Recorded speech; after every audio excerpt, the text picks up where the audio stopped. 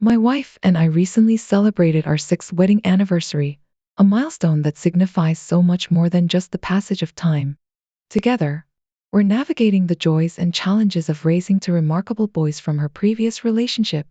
These boys have brought an immeasurable amount of joy into my life, transforming me in ways I could never have imagined.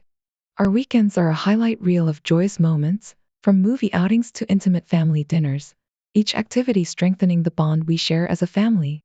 Stepping into the role of their stepfather has been an adventure filled with laughter, love, and the kind of happiness that comes from truly connecting with these amazing young individuals. About a year ago, however, we encountered a situation that tested the strength of our relationship. After spending an evening out with her friends, my wife came home with a demeanor that immediately signaled to me that something was amiss. Concerned, I approached her, hoping to understand what was troubling her. She attributed her mood to exhaustion from the night's activities, and although my instincts told me there was more to her story, I chose to respect her privacy and did not pursue the matter further. In the days that followed, I noticed a subtle but significant change in her behavior. Her phone, which previously was just another gadget, seemed to have become a constant companion, even during times that were traditionally reserved for family. When I gently inquired about this sudden shift, she explained it away as catching up with her friends and planning another night out. Despite her reassurances, a nagging feeling lingered in the back of my mind, suggesting that perhaps there was more she wasn't sharing. At the time, I brushed these concerns aside, rationalizing that her increased communication with her friends was not out of the ordinary, especially considering the demanding nature of her job as a consultant, which often required her to seek out moments of relaxation and detachment. Now, as she excitedly plans another girls' night out, the second in a surprisingly short span of 3 weeks, I find myself grappling with a mix of emotions. While I wholeheartedly support her desire to unwind and enjoy the company of her friends, the dynamics of her social circle give me pause. She stands as the sole married individual among her group of friends, all of whom are enjoying the freedoms of single life. This stark contrast raises concerns about the potential influences and pressures she might face given the different stages we're each at in our lives. When I shared my concerns with my wife about her frequent girls' night out, her reaction was one of confusion, almost as if she was seeking some direction but couldn't find the words to express herself.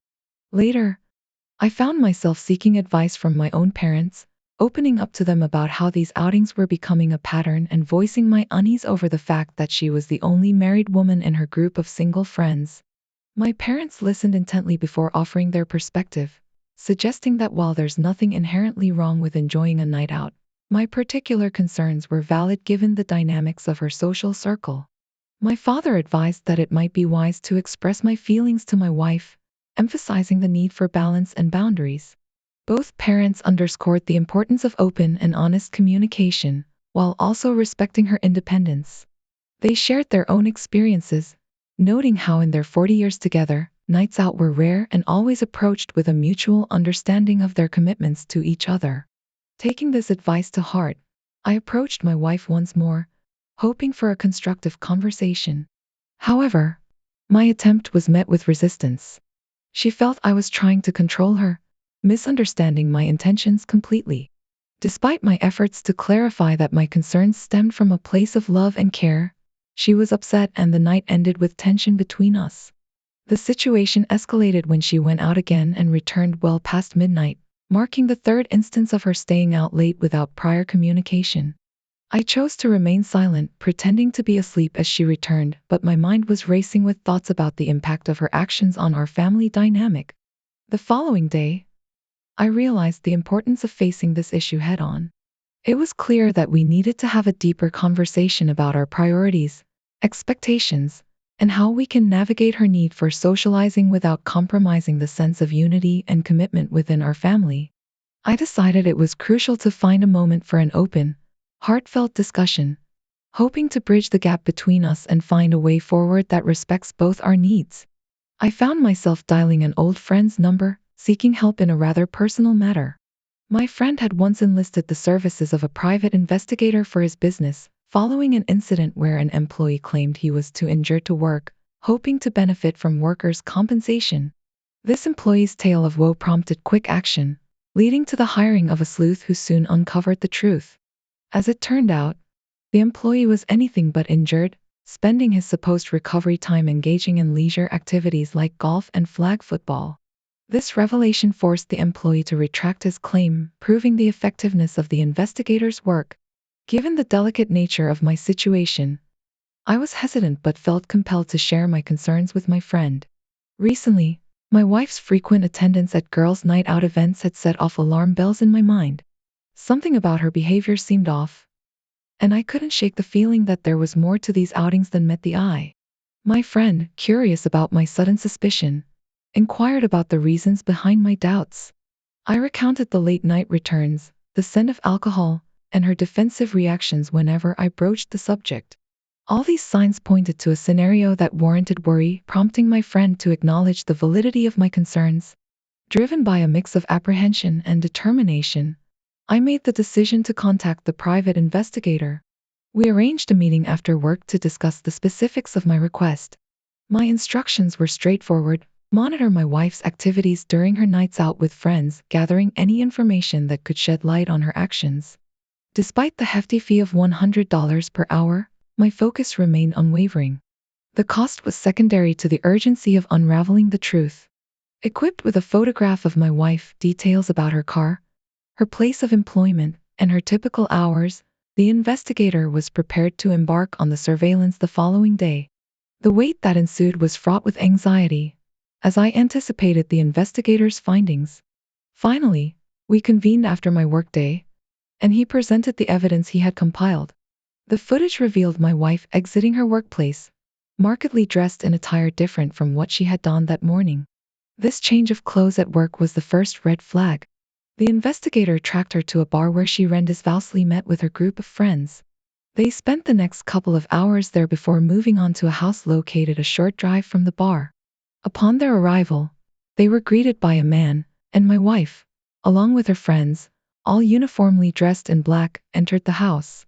The detective noted that the choice of black clothing was strategic, aiding in his ability to conduct surveillance under the cover of darkness. He approached a window, keeping some distance, and peered inside. What he saw confirmed my fears. The girls were dancing intimately with some guys, and to my dismay, my wife was among them.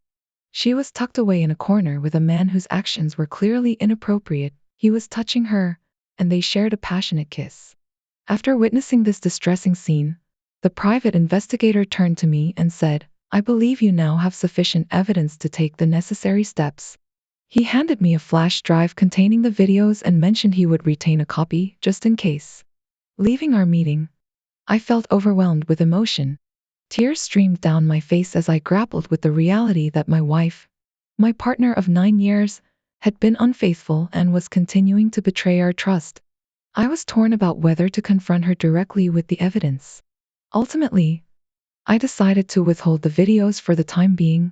The following day, I rose early, silently departing for work without a word to my wife. Though she reached out via text, questioning my departure, I didn't respond immediately. Upon arriving at work, I wasted no time in contacting several divorce attorneys for guidance on navigating the situation and safeguarding my interests. Simultaneously, I began searching for alternate living arrangements, recognizing that cohabitation with my wife was no longer tenable. The thought of leaving our home, particularly considering our children, weighed heavily on me, but I believed it was necessary given her actions. I felt utterly devastated, as if my entire world had been upended. The prospect of divorce loomed large, with attempts to salvage our fractured marriage seeming futile. It was evident that my wife desired the freedom of singledom, a desire I resolved to respect. However, I was determined to approach the situation thoughtfully, ensuring our boys wouldn't bear the brunt of their mother's newfound independence. Being in Massachusetts, I understood that divorce in this state followed a no-fault process, which should streamline the legal proceedings. Yet, that evening, upon returning home, I was greeted by my wife and our boys. As they welcomed me, it was an intensely emotional moment. I struggled to maintain composure as the evening unfolded, eventually finding solace in the simple act of watching a movie together. Declining her invitation, I simply stated I wasn't feeling up to it. She accepted my response and bid me good night before retiring to bed herself. In the quiet of the night, as she slept soundly, I quietly packed my belongings, preparing to depart. With no other destination in mind, I found refuge at my parents' house despite the lateness of the hour. My father's genuine concern greeted me upon arrival, prompting him to inquire about my well-being. Seated together at the dining table, burdened with a heavy heart, I felt compelled to confide in him. Sharing the evidence gathered by the private investigator, his disbelief mirrored my own pain and shock. Summoning my mother to join us, I extended the revelation to her as well. Their stunned silence spoke volumes, unable to fully comprehend the depth of betrayal depicted in the footage. Mustering the courage to vocalize my decision, I announced my intent to leave and initiate divorce proceedings. Though their sadness was palpable, they respected my choice, recognizing the irreparable breach caused by my wife's infidelity. That night, I sought solace in the comfort of my parents' home, grateful for their unwavering support during this tumultuous period. The following morning, I informed my boss of my delayed arrival due to personal matters, receiving understanding and reassurance in return. Amidst managing work obligations, a flurry of concerned messages from my wife awaited my attention. Yet, overwhelmed by emotions, I opted for silence, needing space to process the upheaval of recent events. Taking decisive action, I engaged a divorce lawyer, initiating legal proceedings based on my wife's infidelity.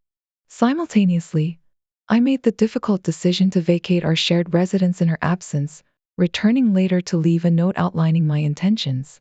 Providing necessary information regarding the divorce process, I offered her a means of contact should she require assistance during this tumultuous period.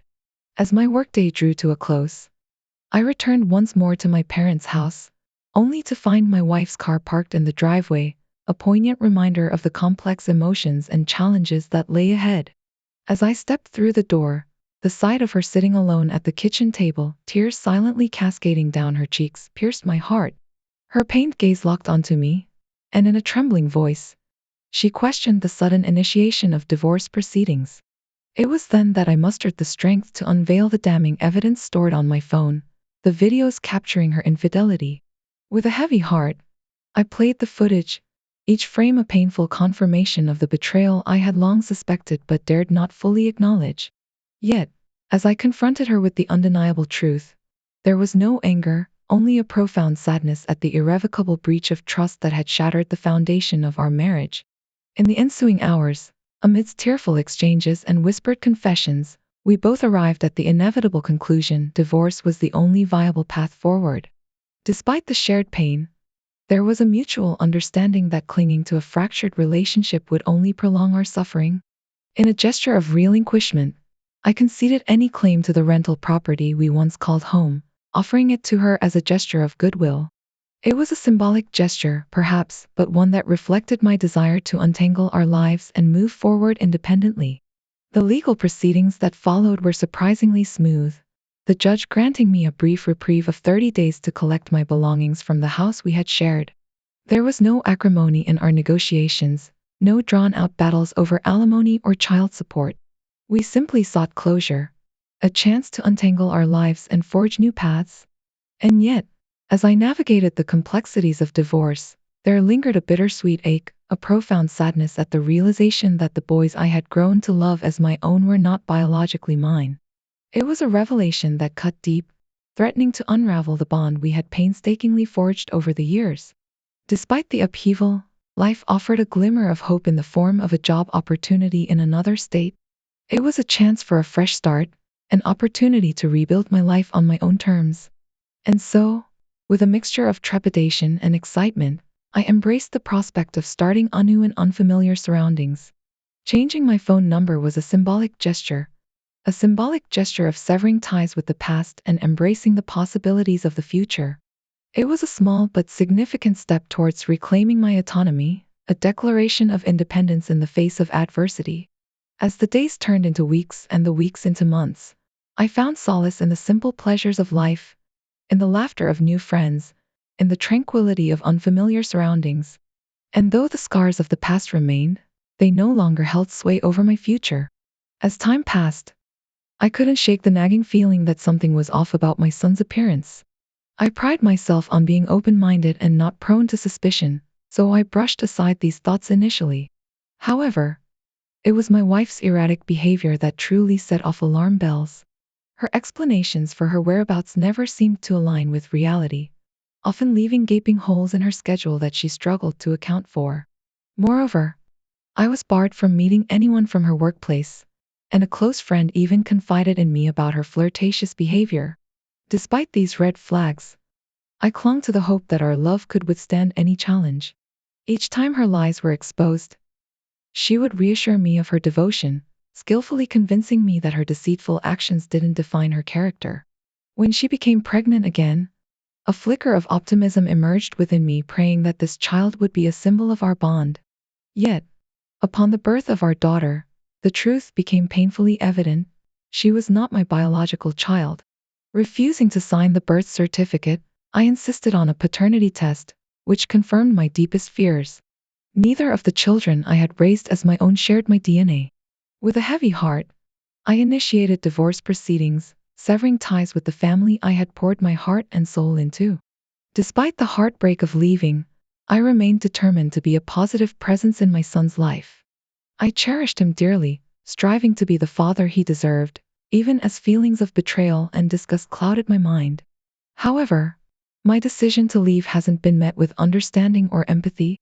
Instead, I've been vilified and labeled a monster by those who fail to comprehend the complexity of my situation. My ex-wife's attempts to manipulate me into returning only serve as a painful reminder of the turmoil I've left behind.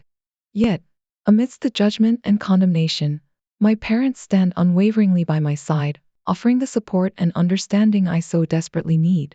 It's a comfort to know that, amidst the chaos, there are still those who see beyond the surface and recognize the pain that lies beneath. As I navigate this tumultuous journey, I'm painfully aware of the lack of empathy and understanding from those around me. My own siblings criticize my decision, branding me a heartless individual for leaving a child behind. But the truth is far more complex than they realize. While I may not share a biological bond with my son, my love for him knows no bounds. It's a sentiment that transcends DNA, a testament to the power of unconditional love. It's a perplexing juxtaposition. While the man whom my son has always regarded as his father can simply walk away from the situation, I'm expected to grit my teeth, put on a brave face, and carry on as if nothing has changed. But how can I suppress the tidal wave of emotions surging within me? How can I ignore the gnawing resentment and the profound sense of betrayal that this entire ordeal has left in its wake? It's a burden that weighs heavily on my shoulders, threatening to suffocate me with each passing day. And then there's the lingering question of my role in all of this. For years, I've poured my heart and soul into being the best father figure I could be to this boy, despite knowing deep down that he wasn't biologically mine. But now, faced with the harsh reality of his true parentage, I find myself grappling with a multitude of conflicting emotions. On one hand, there's the undeniable love and affection I've always harbored for him, a love that knows no bounds, transcending blood ties and biological connections. He may not share my DNA, but that doesn't diminish the bond we've forged over the years. And yet, on the other hand, there's the bitter taste of betrayal, a betrayal not just from my unfaithful wife but from the very notion of family itself. For years, I allowed myself to be deceived, clinging to the hope that our love could weather any storm. But as the truth came crashing down around me, I was forced to confront the harsh reality that I was living a lie, a facade carefully constructed by my wife to conceal her infidelity and deceit. And now, as I stand on the precipice of a new chapter in my life, I find myself grappling with a profound sense of loss and disillusionment. The life I thought I knew, the family I thought I belonged to, has been shattered beyond repair. And in its place lies a void, a gaping chasm of uncertainty and despair. Yet, amidst the turmoil and chaos, there remains a glimmer of hope, a hope that by confronting the truth head-on, I can finally find peace and closure. And so, armed with nothing but my own resolve and determination, I take the first tentative steps towards reclaiming my life, a life that, for too long, has been overshadowed by lies and deceit. But the road ahead is fraught with challenges and obstacles, and I know that the journey towards healing will be a long and arduous one. Yet, With each passing day, I find strength in the knowledge that I am not alone, that there are those who stand beside me, ready to offer their support and guidance as I navigate the treacherous waters of divorce and separation. I'm currently in the midst of a legal process known as disestablishment of paternity, though I won't divulge my exact location. While this might not silence the armchair lawyers among you who believe a quick Google search makes them legal experts, I'm at least making an effort to navigate this challenging situation. Before I move forward, I want to express my sincere gratitude to everyone who has offered kind words of support both in the comments, DMs, and chats. Your words have brought some much needed brightness into my life during what is undoubtedly one of the darkest periods I've faced. However, I've also noticed a significant amount of criticism regarding the term I used to describe my soon-to-be ex-wife. I want to clarify that my emotions are currently consumed by intense anger towards the woman who has appended my life. Was my choice of words inappropriate? Perhaps. Is the term I used to depict her degrading and offensive? Absolutely. But I refuse to apologize for it. What I'm sharing here today is the unfiltered reality of my world, the raw, uncensored flow of thoughts from an imperfect individual. I want to make it clear that my intention is not to promote hatred towards women or perpetuate a message of misogyny. My portrayal of my soon-to-be ex-wife as terrible is a reflection of my own personal experiences and emotions, not a condemnation of an entire gender. Now, a bit about myself. I'm currently 30 years old, with fiery red hair and a reasonably fit physique. I work in a factory, laboring on a production line during the second shift. My educational background is modest. I graduated from high school but opted not to pursue further education. Instead, I spent 8 years in the Army as a heavy equipment operator, with 2 tours overseas in Iran and Afghanistan. After my military service, I tied the knot with my high school sweetheart 3 years ago. Initially, things were blissful, but they've since devolved into a nightmarish ordeal. I recently discovered that my wife has been unfaithful throughout our relationship. Despite facing my own demons, including post-traumatic stress disorder stemming from my military service, I've been diligently attending school to become a truck driver. I see a psychologist 3 times a week to address my mental health, juggling these appointments alongside my work and school commitments. One evening, returning home early from work, I overheard my wife laughing and chatting with another man, hurling hurtful remarks in my direction. Though my initial impulse was to confront them in a fit of rage, I heeded the lessons instilled in me during my time in the military and chose to walk away, seeking solace in the guidance of my psychologist the following day. I confessed that I had seriously contemplated harming them, overwhelmed by a mix of anger, betrayal, and hurt. However, I knew that resorting to violence would only escalate the situation and likely land me in legal trouble. Instead, I resolved to find a way to make them feel the weight of their actions without compromising my own integrity or freedom. Despite their insistence on meeting daily, I diplomatically explained my busy schedule, citing school commitments that had, until then, prevented me from addressing the situation head-on. With a week off on the horizon, I saw an opportunity to delve deeper into the truth and devise a strategy for retribution.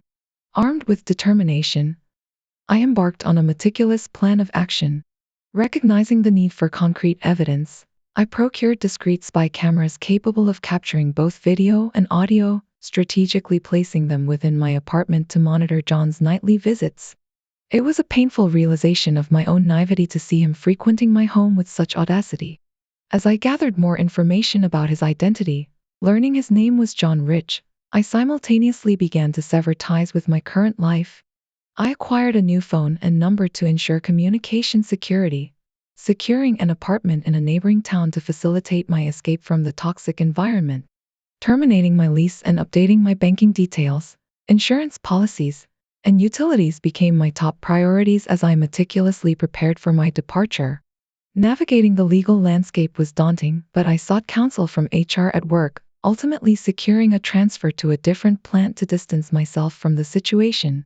The plant manager's empathetic understanding and recommendation of a skilled lawyer, Mrs. Jenny Kurtz, provided a glimmer of hope in an otherwise tumultuous time. In the midst of logistical chaos, I leaned on the support of a trusted friend, Pete, who readily offered assistance with the impending move. Our conversation was a welcome respite amidst the chaos, and his willingness to rally additional friends for help was a testament to the strength of our bond. Returning home, I was met with a scene that further fueled my resolve. Rhonda's slumber provided an opportunity to gather damning evidence, videos capturing their intimate activities in my own bed, coupled with conversations laced with insults and disrespect. Discovering John's invasive use of my personal hygiene products, including the disturbing act of defilling my toothbrush, ignited a fire within me. I let Rhonda know that I had some errands to take care of, emphasizing the need to maintain some distance as being around her stirred up intense feelings of anger and resentment.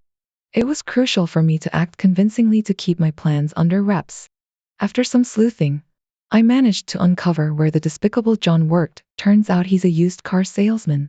Determined to wipe the slate clean, I embarked on a shopping spree, purchasing all new personal care items, shower gel, shampoo, mouthwash, toothbrush, and toothpaste.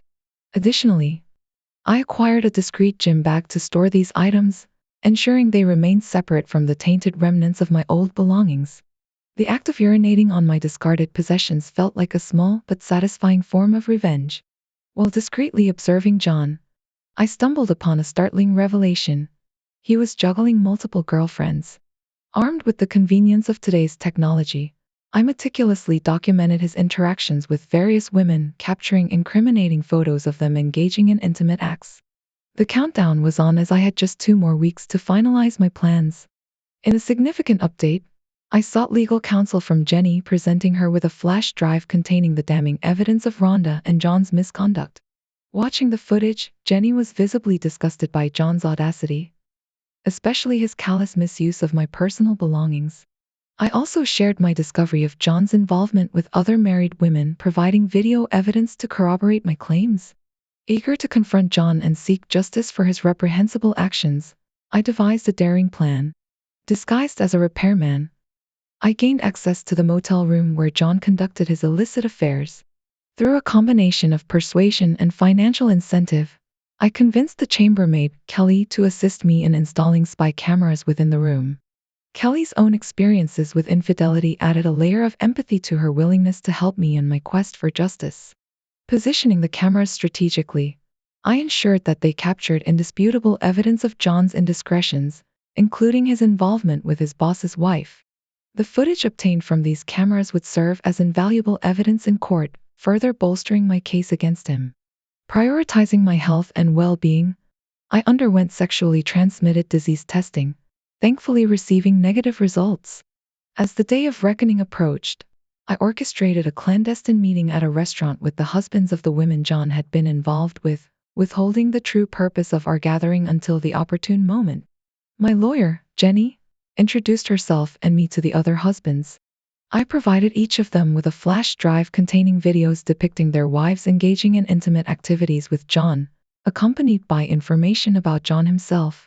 I informed them of my plans to serve divorce papers to my wife and John on the upcoming Friday, which was the 30th, conveniently coinciding with the end of the month. I also shared details of my own preparations for divorce, encouraging them to consider similar actions. Jenny expressed concern for my well-being and thanked me for referring new clients to her. All 5 of the other husbands decided to retain Jenny as their lawyer as well. Curious about my recent activities regarding John and my toothbrush, Jenny asked for details.